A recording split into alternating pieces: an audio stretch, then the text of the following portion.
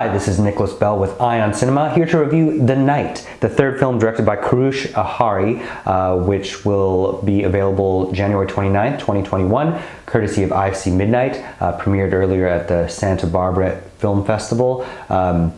It is notably the first US production to receive a theatrical release in Iran since the revolution 40 years ago, which of course is important and interesting. Ahari has been involved in a tradition of Iranian filmmakers that have had to direct genre films outside of Iran. I think this is very much in line with something like Under the Shadow or A Girl Walks Home Alone at Night. I think that the moral high ground he's kind of playing with actually quite subversively is interesting, considering this did get a theatrical release back in Iran. However, it's set in contemporary LA. It's about a couple, Babak and Nida, played by Shahab Hosseini, of course, a very notable actor, won Best Actor at Cannes for The Salesman by Asghar Farhadi. Niousha Noor, in her debut, plays Nida, his wife. We meet them as they're playing games and at an affluent friend's house, Farhad, who's a doctor. And there's 3 men and 3 women, and some of them are drinking, some of them aren't. They're playing a game, and there's disembodied voices floating through eerily in the opening shots. And as Babak is nursing a toothache that has suddenly come on. Also something suddenly that's come on is they both received a tattoo the same day, even though it's not wrapped as it should be, that connect them in a way. Neither of them know the meaning of it. They just decided to get a tattoo together that is a circle cut in half with very elaborate, ornate designs within the circle. They don't know what it means, which is kind of the ambiguous mechanism to explain what happens to them. So Babak drinks too much, but Nida has a suspended license.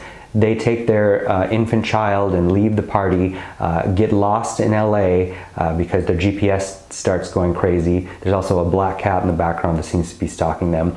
And they decide to, after a long time being lost and driving around in circles, to check into the Hotel Normandy, which is a very real, notable hotel on Wilshire in Los Angeles.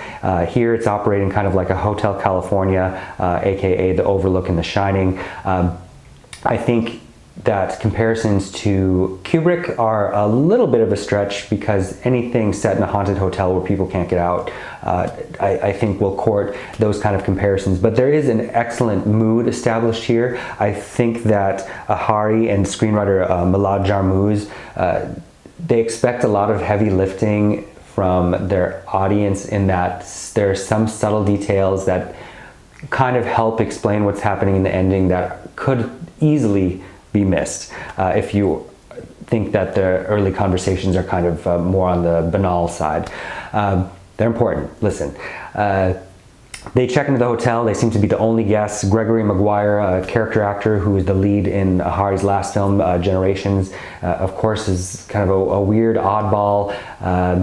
They can't get to sleep. There are various reasons that one or the other goes up and down stairs into the lobby, and it seems that ghostly apparitions, a young boy and a young adult woman, are kind of assailing both of them at different times. And it isn't until they decide to call the police and that they both realize they're kind of in a strange parallel universe, a Buñuelian universe, if you will, because they can't leave the hotel.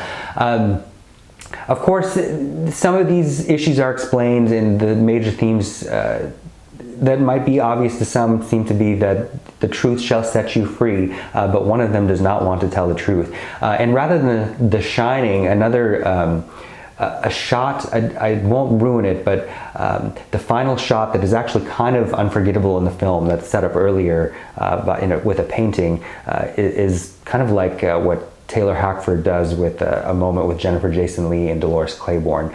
It was shot by Maz Makhan, who also recently shot Princess of the Row. A great mood, a great soundtrack and score. Hosseini, I think, is quite impressive here in doing this genre work. It's kind of almost surprising to see him. Niousha is making her debut. She does come across as a little more over the top, but again, I think that might be in this tradition acting style that she's taking on. Overall, I think that it's an impressive film, likely to hopefully get Ahari a bit more attention than his previous two films, including his debut, which is an adaptation of the Charlotte Perkins Gilman story, The Yellow Wallpaper, which is a favorite. Overall, I would give The Night 3 out of 5 stars. Thank you. Hey, this is Eric from IONCINEMA.com. If you want to support us, subscribe below. For more reviews, interviews, film festival coverage from Sundance, Cannes, Toronto, you want to check out these guys on this side.